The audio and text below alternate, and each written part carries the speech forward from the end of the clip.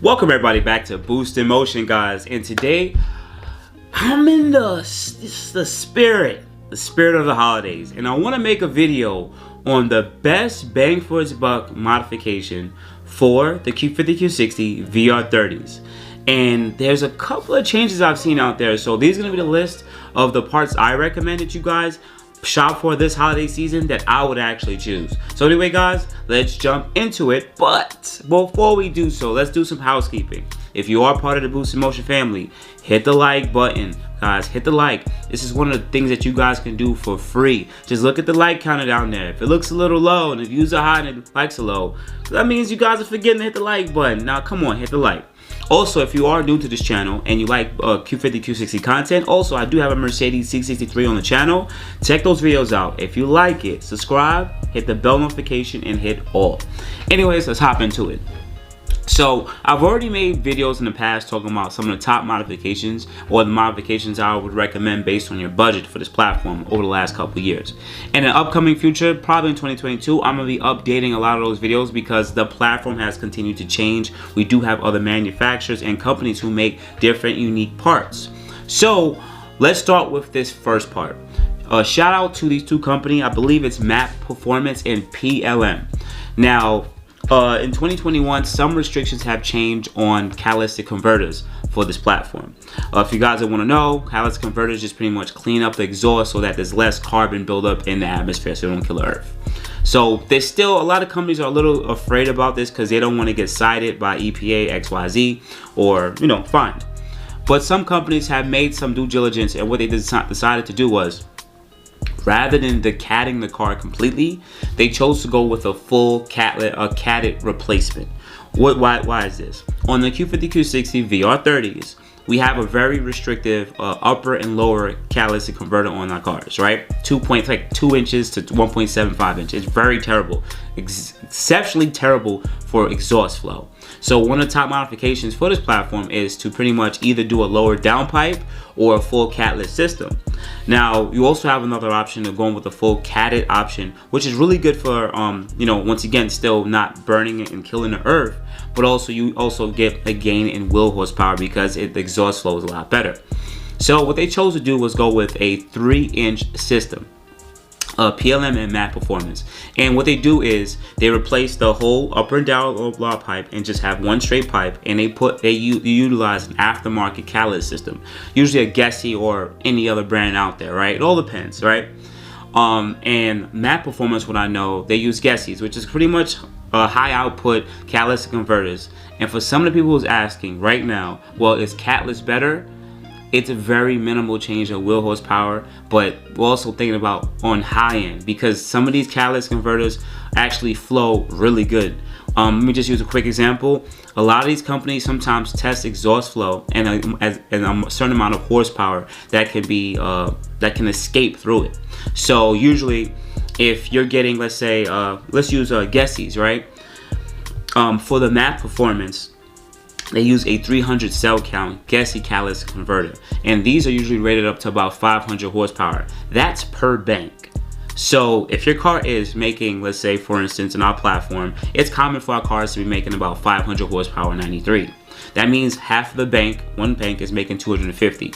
That means the exhaust flow is damn near minimal. I mean it flows completely great. And usually you'll know that your catalyst is really doesn't flow well because you can actually put a gauge and let the car run, or just use air pressure and see if there's any buildup of pressure before the catalyst material.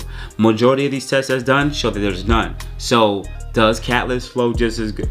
Does catted downpipes flow almost just as good as catalyst? Yes. Anyways, so Map Performance has come out with theirs for about let me just double check. I believe their system is about $700, which is actually really good for the platform. Very affordable, and yep, their one is about $700 for the platform, $750, which is really good for the platform. The positive about it is because some states still have a visual look, and or they do like a scan-in test. Some of you guys may not be getting tuned. So this is one way of actually gaining wheel horsepower quicker turbo spool, not killing the earth, and passing your inspection stations. I'm not too positive about California. I know they're a little bit different about this type of stuff, but when it comes to the rest of the other 49 states, it's a lot easier. Also on top of that, they use a 300 cell count.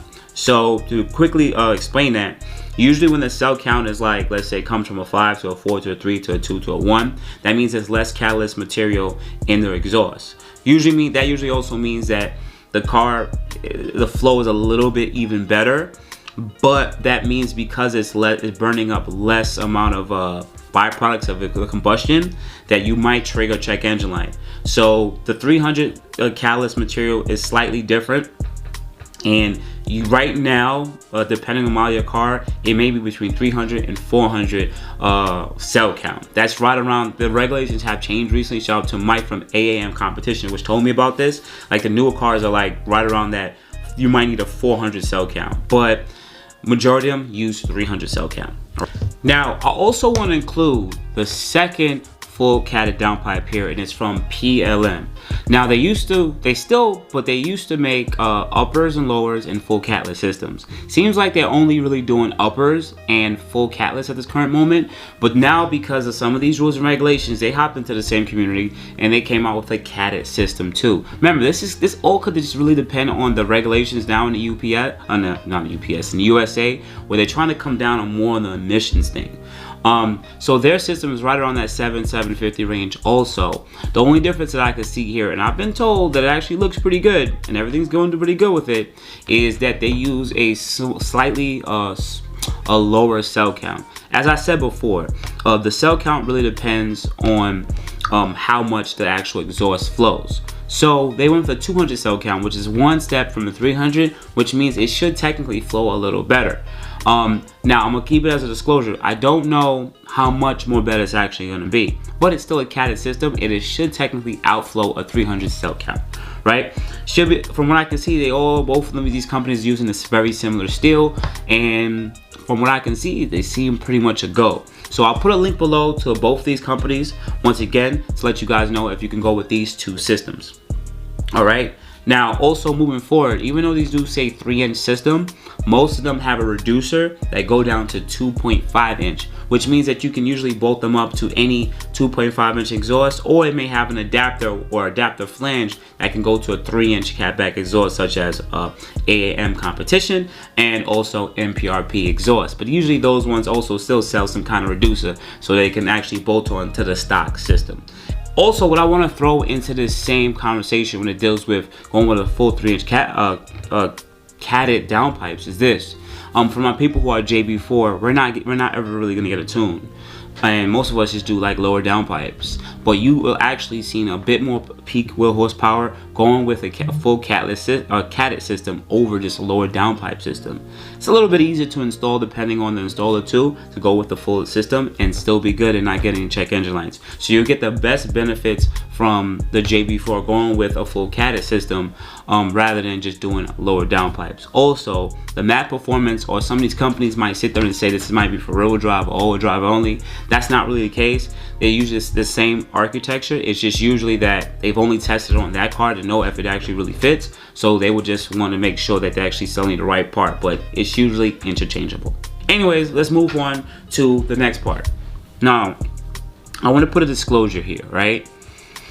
I'm currently moving into 2022, unless companies hop into there is no more affordable lower downpipes in this community.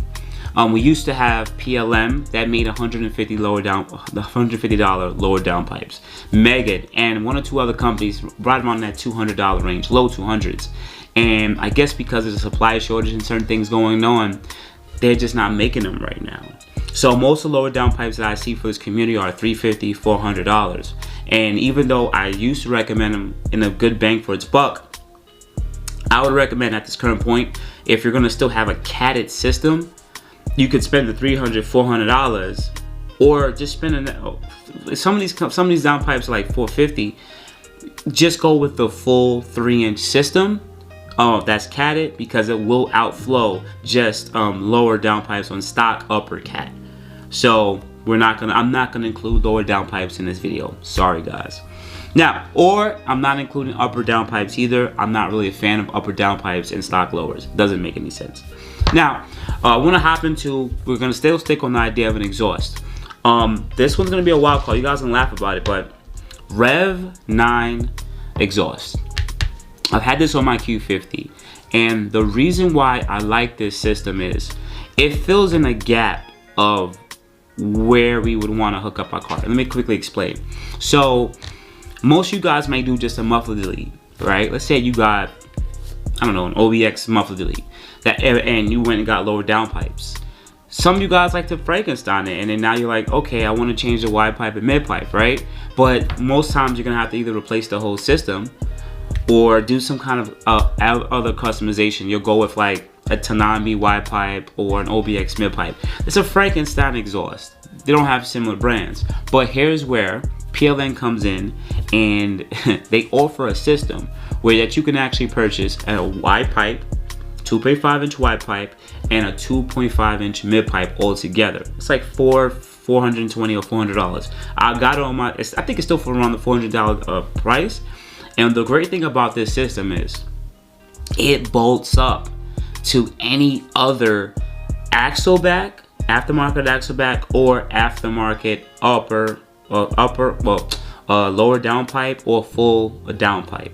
That's why I love this modification. I think it's a great bang for its buck because some of you guys are a little older, so you don't want to really have a loud car. I use the same system when I had a lower downpipe, and I kept the Rev9 YPIPE and mid-pipe and had a stock muffler. That means I got all the gains from having a flow-air exhaust because I came from 1.75 inch to a 2.5 inch exhaust. Even though the axle back was stock muffler, I still had the same amount of performance. It may be smaller, but it all depends. A lot of us are on dynos or going full-fledged F and SEN, but the pipes are still flowing a lot better.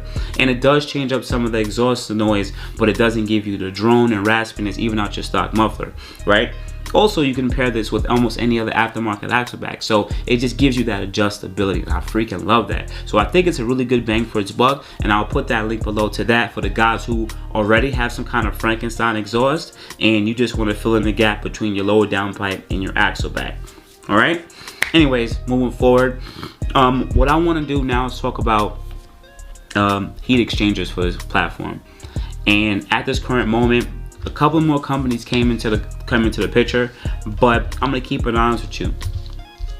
There's really not much bang for its buck when it comes to OEM fitment ones. Now you still have frozen boost. I'm not really gonna tell you which ones to get in this video because they're more of a universal heat exchanger, but they weren't made for an OEM replacement for this platform. So it's still a good bang for its buck. I'm not going to give too much information on it. Check my other heat exchangers videos talking about it, but in this video I'm not going to include it. But in this video I'm going to say the best bang for its buck, and I'm going to mention 2 to 3 different companies here. It's going to be the company that take care of my Q60, AAM competition. They do have the most amount of coolant for the aftermarket heat exchanger that they offer. So it's slightly more coolant, but not that much. Their price should somewhere be right around that $500 territory. Also, I'm still going to include, I'm going to put a link below, and I have a promo code for the AM competition one. It should be Team boostinmotion. It's probably going to be in the bio, whatever you guys want to take a look at for the promo code. But I'm also going to still include these other 2 brands. I'm going to include PLM, also heat exchangers. It's slightly smaller and holds slightly less coolant, but they have a really good target price. And Mishimoto. Even though I don't bang with Mishimoto, I have no problem with them, but I'm also including them in the video because it's an OEM replacement. It's right around that $500 territory. So that's why I'm not really giving these 3 companies the best bang for its buck. I just know that for the pricing that's out there, this is right around roughly where it's at. There's nothing really substantially cheaper than that, other than even, I would include Burger Tuning heat exchanger, but it doesn't match the amount of cooling capacity compared to the other 3 I've stated. If you want to go with it, you can. It's like $3 something for the heat exchanger, so you're saving like $200, but you're not really getting the max amount of cooling efficiency. I mean, it's still great. It will work. It is. You can run it in tandem or circuit, as you would say, with the OEM heat exchanger if you really want to. But I would just include the ones that I've actually spoke about here: Mishimoto, AM Competition, and PLM. All right, but remember, AM Competition, I have a promo code for you guys, so definitely check it out, link below. Now, you guys would think that I would actually just jump in here and say, hey, these are the intakes to go and get for the platform. And actually, no, I don't see much crazy deals for intakes for this platform. Reason why I'm saying this is because it's still up in the air with closed box air intakes versus open air engine bay intakes versus long tube air intakes. The difference between the three: closed style is very similar to the OEM systems such as AMS, AM Competition, and even now Z1 Motorsports came out with a closed intake system.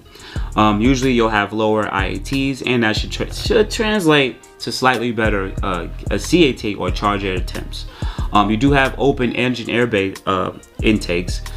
Those are usually the Burger tunings. Now, Burger tuning one is like one of the most affordable ones. It's like low $300 for an open filter intake. You'll get all the turbo noises and everything like that. But for day-to-day traffic, yeah, ITs will be a lot higher, and that should translate to even higher charge attempts. But it's still up in the air, because if the car is moving, it's not really getting all that hot air anymore. You actually get the cooler, more dense air going through the grill and actually coming to the engine bay. The engine bay is actually a very flowing place once your car is moving.